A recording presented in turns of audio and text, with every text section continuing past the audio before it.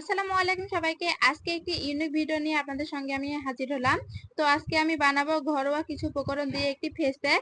এই ফেস প্যাকটি ব্যবহার করে আমি অনেক ভালো উপকারিতা পেয়েছি। তো শুরু করা যাক। তো ফার্স্টে আমি একটি কাপে চালের গুঁড়ো নিয়ে নিব। এই চালের গুঁড়া কিন্তু আমাদের মুখের জন্য অনেক একটি ভালো উপকরণ। এখানে 1 চামচ পরিমাণ বেসনও নিয়ে নিব।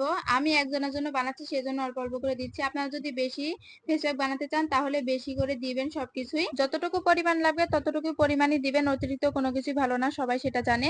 তারপর সেখানে একটু চিনি কুচি দিয়ে দিব। তারপর দিয়ে দিতে হবে যেটা মাস্ট লাগবে, সেটা হলো কফি।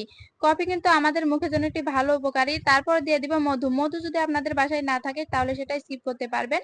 আমাদের বাসায় আছে সেজন্য সেটা দিয়েছি। এটা না না দিলেও চলবে, ব্যাপার না। তারপর দিয়ে দিতে হবে লেবুর রস। লেবুর রস দিতেই হবে, এটা মাস্ট। এরপর সবকিছু একসাথে মিশ্রণ করে ভালোভাবে কিন্তু মিশ্রণ করতে হবে যেন চিনিটা গলে যায়। প্রায় 2 থেকে 3 মিনিট পর্যন্ত এটা ভালোভাবে নাড়া দিতে হবে। তারপর দেখুন এরকম একটা টেক্সচার আসবে। আমারটা মধু একটু বেশি হয়ে গেছে সেজন্য একটু পাতলা হয়ে গেছে। তো আমার ভিডিও কেমন লাগলো অবশ্যই জানাবেন আপনারা।